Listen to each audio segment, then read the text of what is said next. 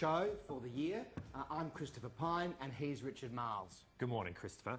Today we're going to be unpicking the big issues of our first week in Parliament.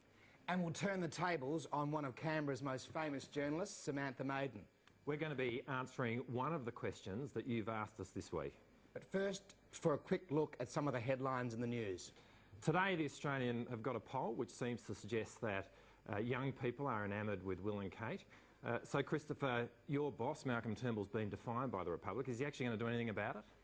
Well, Richard, I'm a Republican and campaigned for the Republic in 1999, got a yes vote in my electorate, but I don't think there is an appetite for a republic until the Queen is no longer on the throne. So I think the appropriate time to return to that subject is when the Queen is no longer our sovereign. So we're going to allow events in London to dictate when we become independent. Is that the position of Malcolm Turnbull? Well, the reality is that there's been a referendum, it lost, and I think if it lost again, it would probably kill the Republic for good. So the next time there's a referendum, I want it to succeed. Well, now we know that when Malcolm Turnbull has power, he doesn't use it. Also in London, Julian Assange wants his Australian passport back following a United Nations ruling that he's been arbitrarily detained. Britain's described it as frankly ridiculous, and I think they're right, aren't they, Richard? Look, I think they are right on this. I mean, ultimately, this is going to be a matter for Britain, but let's be absolutely clear about this. Julian Assange is no hero. What he's done over the last few years has put a whole lot of people's lives at risk, including Australian service personnel. That's true. I mean, the release of classified information, no matter how much some people who are libertarians think that this is good for democracy, it actually places people's lives at risk, including Australians, and our servicemen and women, including those in intelligence agencies, are actually trying to protect us from terrorists and those who do us harm. So Julian Assange is no hero. He's no hero at all. So now we're going to look at the big issues and unpick the big issues that occurred this week in Parliament. The House of Representatives passed the Australian Building and Construction Commission bill for the second time and put it into the Senate on Thursday. Here's a look at what happened. Today I reintroduced the Building and Construction Industry Improving Productivity Bill 2013. The way this government's playing these reforms, it smells more of politics than policy. These bills are significant legislation. There should be absolute scrutiny from the Education and Employment Legislation Committee. The same bills considered by the same senators sitting on the same committee. The issues haven't changed. Please stop standing in the way of the deliberation on these bills. Richard, what I can't understand about the Labor Party's position on the ABCC is that the whole country thinks that the union movement needs to be cleaned up. Now, I know that there are lots of good people in the Labor Party caucus, including yourself. Why would you want that monkey on your back? Well, I think the whole of the Liberal Party might have that view, but I don't agree with that in terms of the whole country. Look, I mean, you've had a preoccupation with the relationship between Labor and the unions for as long as you've been around. The reality is that unions do a lot of good work, and we understand that there is no place for people stealing money from. If we move on, one issue which has been something that we've all agreed on this week, and this has been your work, Christopher, to your credit, the House of Representatives took a big step forward in becoming a more family-friendly place. Well, we want to make sure, Richard, that women have as much opportunity to become members of Parliament as men do, and there's so many hurdles in their way. Sure, things have improved compared to where we were when I first got elected 20 years ago, particularly on your side because of your quotas. Now, I'm not in favour of quotas because I think that things should be decided purely on merit. And I'm glad there are now 5 women cabinet ministers compared to 1. But we want a situation where it's as easy for a woman to go into Parliament as it is for a man. Like, I probably couldn't do this job without my very supportive wife at home looking after our 4 children, but we shouldn't be in that position. So this week we created the most family-friendly rules around the Parliament in Australia.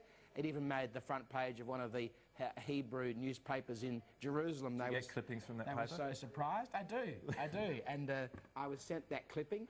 But what's good news is that women or men will be able to look after their infants if they have to go in to vote, or they'll be able to stay in their offices and have a proxy. It's very clear now. There's no grey areas, and I think that'll make it much more comforting. And there's been a lot of members of Parliament having babies in the last 12 months. There have been. And look, I mean, this is good. And part of it is that the Parliament and the government needs to be a role model for the rest of the community. I can remember going through university, half the students were women. I figured as our generation played out, we'd see equality in the workplace, but nothing has stopped women's progress more in its tracks, my contemporaries at least, than having kids. And I think being able to demonstrate that we can have family-friendly arrangements in Canberra is a really good signal for the rest of the workforce. It absolutely is, and we have a long way to go. I mean, we have made great strides in the last couple of decades, and we don't want to return to the dim, distant past where women stopped working in the public service when they got pregnant, and that's certainly no one suggesting that. But there is still a lot of glass ceilings that need to be broken. We don't have enough women CEOs.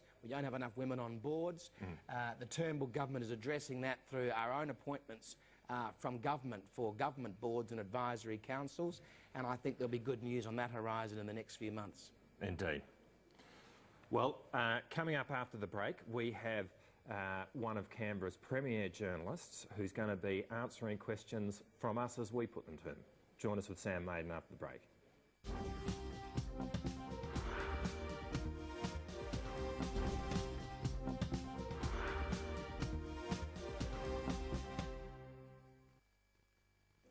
Welcome back to Pyne Marles. Our first guest on this show is Sam Maiden, the political editor for News Corp's Sunday papers, and she joins us now from Canberra. Welcome this morning, Sam. Good morning. Good morning, Samantha. So the first question Christopher. The first question we want to ask you, Sam, is what is your exclusive for tomorrow morning? Well, I thought I would provide perhaps a cut-out and keep guide to who's who in the Cow's Castle of the GST. You know, who's on Team Chicken Little, who's decided that reform's too hard. Christopher, where are you on this? Are you on Team Chicken Heart or are you all for major economic reform? Well, here we are, Samantha. You couldn't even last one answer without trying to turn the tables back on us. Now, look, we're in charge today.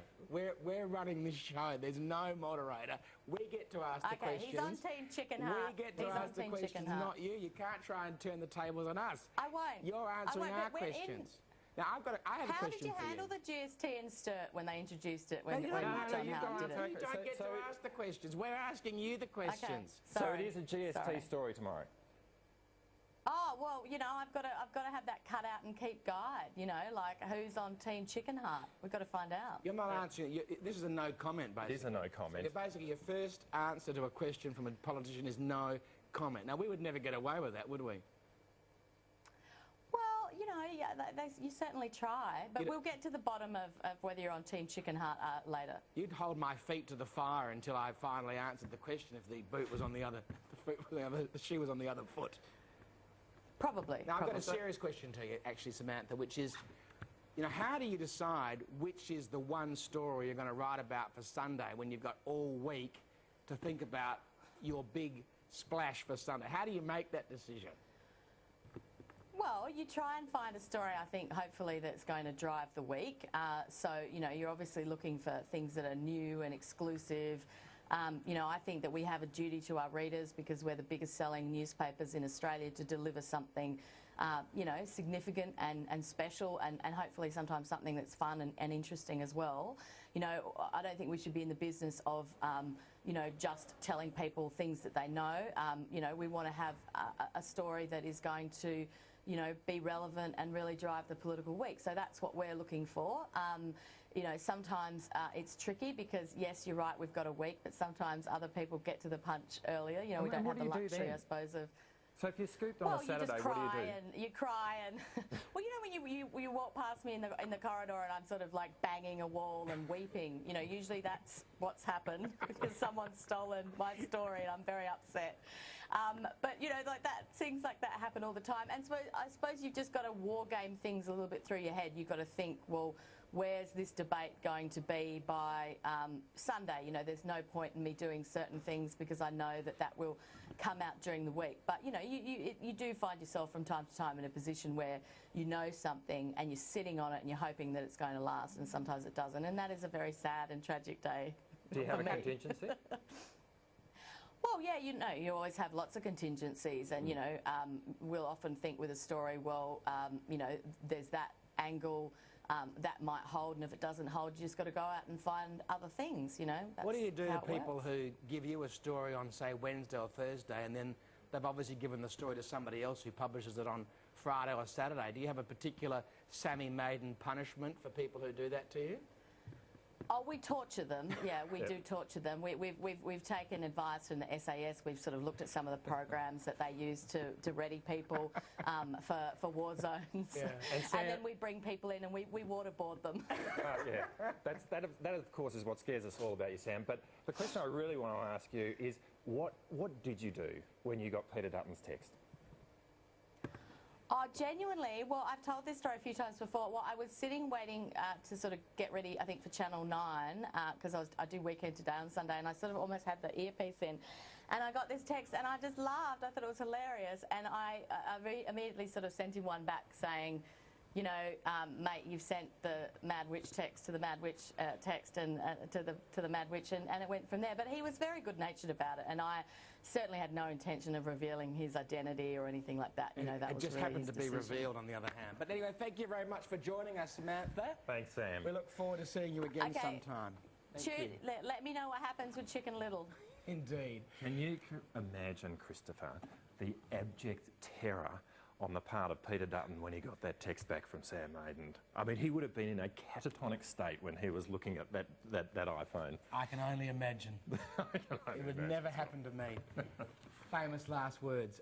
But to kick us off this week, we are asking our viewers for questions from them, because it's really important that we engage with the issues that matter to our viewers. And the question that I've been asked, this is going to become a regular segment, of course, Richard, but the question that I've been asked a lot this week is, why am I doing the show? So well, why are you doing the show?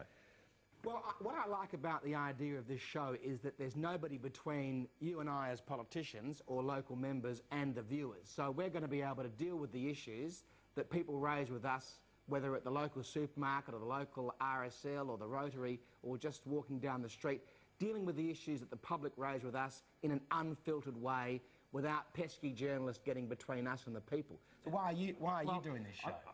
I think similarly. I mean, I have the experience, which I'm sure you've had, that when you do a street stall and you're meeting constituents, the issues that they're asking you are often completely different to the sort of questions that journalists seem to be interested in. So hopefully we can give people a bit of an insight into that. I think the other point is, you know, politics, there is obviously contest in politics, but there's also quality cooperation, and I hope as we go forward we can bring out some of the issues where we're working together and perhaps reveal the darkest secret of all, and that is that some of us actually like each other across the aisle. Get along with each other and work together.